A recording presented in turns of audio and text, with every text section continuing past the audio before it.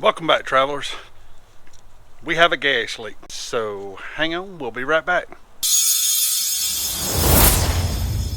Now, as you've heard me talk about before, one of our favorite items that we have is our gas stop device. And in a previous video, we talked about being able to turn your gas off as we travel. And if you get to your next destination and the gauges read E, like you see right here, then there is a leak or a valve is left on or something along that lines. We had that happen a couple of times back to back. We got to looking outside and have since found our problem. LP gas regulator, where you switch the tanks back and forth, has got a little leak on it, but it's only on the left side and we weren't anywhere that we could get anything, so I isolated it. We've only been running off of the right hand tank. And now I've made it to a place to where I could get some parts, and we're going to get that fixed today. How we found it is I used some spray soap, and ours, when you switch it to this position, is leaking right around this valve right here. So evidently it's got a bad seal or something to that effect in it. So what we're going to have to do is take all of this apart, put a new one in here, and reconnect it all back up. Now obviously you're going to need tools, but one of the specialty items that you are going to need in order to fool with gas is you're going to need some thread tape, and the yellow thread tape that is made for gas. The white thread tape's made for water. It doesn't work. You need the yellow tape that works with gas in order to put this all back together, so make sure you got that. Also got a good set of wrenches, sockets, miscellaneous tools in order to get this apart. But one of the first things that we're going to do is to make sure and turn off all the gas on both tanks on both sides, because we're going to have to totally disconnect that. And also I'll let Donna know that there's no gas on the inside, so she doesn't try to use the stove or turn on the furnace or anything like that, because we are here in Arizona right now and it was 19 degrees this morning. It's entirely uncalled for, Arizona. You need to do better. We came out here to get away from cold weather, and doggone if we ain't run into it. So, all right, next step in the process, because it's on this side right here, we'll have to take this gas tank out on this side. The other side can be left over there, but we are going to disconnect the line that goes to that one. So that's the reason we had to make sure that that one is shut off.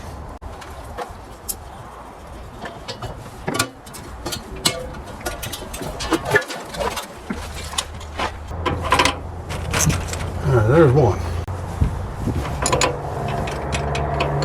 All right, so this particular piece on some RVs is a piece that you're going to need if you decide to use the gas stop, because it has this 90-degree elbow on it. That's going to make a difference. It appears this line right here goes across to our gas fitting on the lower side, on the other side, and it doesn't look like that it has a swivel on it, so we may end up taking this off. Let me see. No, that line is twisting, so what we're going to have to do is take this off, then uninstall this so that I can spin this around. So let's do that. So 3/8. This makes life a lot faster and easier.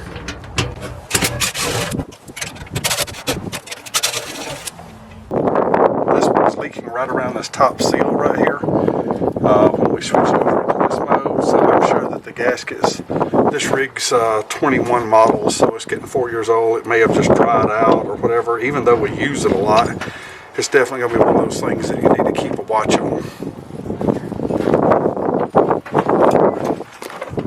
Help has arrived. Hello. Alright, so I went to Camping World about 40 minutes up the road here in Tucson, and this is the new regulator that I bought to put on it. They have two different types, and you can look on here for your particular rig. They're rated by their BTUs. The one that I bought is for a higher BTU output, and the reason that I did that is on the other side of our rig, up underneath the bottom, I have a long hose I can hook my grill to, and it'll work.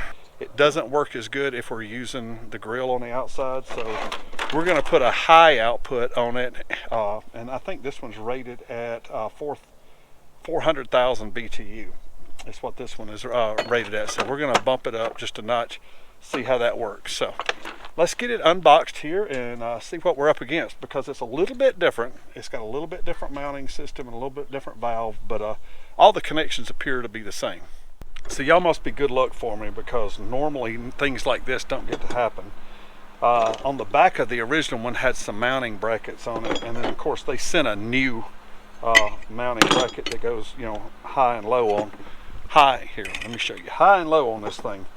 The really kind of neat thing that it was unexpected is this mounting bracket that came off the original will work on this one. So I'm going to get to go back, hopefully back into the same holes that I came out of. Even the screws work.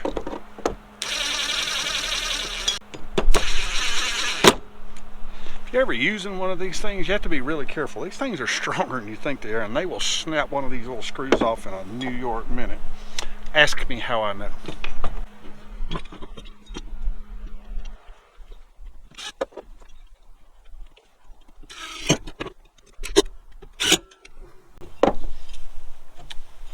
Alright, so goes like this. It's got a little gauge up there. This has got a spot for a gauge on it that this one, no, this one did have a spot for a gauge on it, but unused. We don't use a gauge on that. We use our gas stop gauges, and then also we have the Mopica Bluetooth sensors that go to our Victron system. Now let's go take it over there and see if it will fit. Let's see if it goes in there and why. It absolutely does. It fits like a glove. That's good news. There we are. So, I don't know if you can see that or not.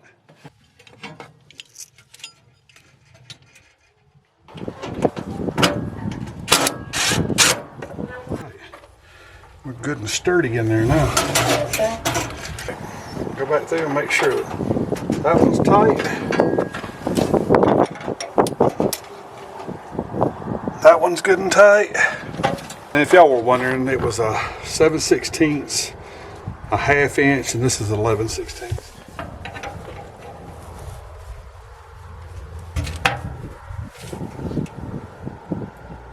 All right, and there we are. It's all put back together. So now I'm gonna go get some soapy water, Windex, something like that that bubbles a little bit. Get the gas tank put back in here, and let's do a pressure test. Turn your tank back on here, and with the gas stop, you have to push this to make it reset. And you can see that it's reading in the green right there. And there again, that's how we knew that we had a leak. When we got to our next stop, your gas system is a sealed system. So as long as there's not a valve turned on, if you turn your gas off, drive to your next destination, or you don't even have to drive. If you turn your gas off, give it about 20-30 minutes and come back out here. If that gauge on either side is sitting on back to empty, that means that there's a leak somewhere, that it's allowed the pressure to back off of that system. Let's do the same thing here. Turn the gas on. Make sure that it's reading in the green. Now, I got some Windex, that's what I had. It soaps up real good, so we're gonna put and look for any leaks anywhere in here. I see no bubbling.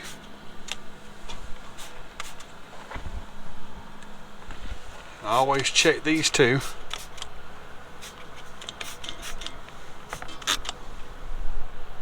Stove on here. Make sure we got good gas here. Give it just a minute to bleed the system to make sure there's no air in the system, anything like that, and then we'll go back out and check again to make sure that there's no leaks outside. And we've let it set for a minute, run the gas, and we'll come back in here, check all of this. All right, now that I make sure that there's no seeping or anything, the last thing I'm gonna do is exactly what I've been telling y'all about that we do. I'm gonna turn both gas tanks off and let it sit for about 15-20 minutes, and I'll be back with y'all and we'll see if the gauge is moved. This is what happens when you work on anything. You get stuff scattered everywhere. It's just nuts. All right, so that wraps up this little project. All in all, it doesn't take very long, maybe 20-30 minutes to do this little project. We don't have any leaks. The gauges are still reading green on both sides. So things are looking good. This was a success. If you got any questions, be sure and leave it in the comments. Also, be sure and like and subscribe. We'll see you next week.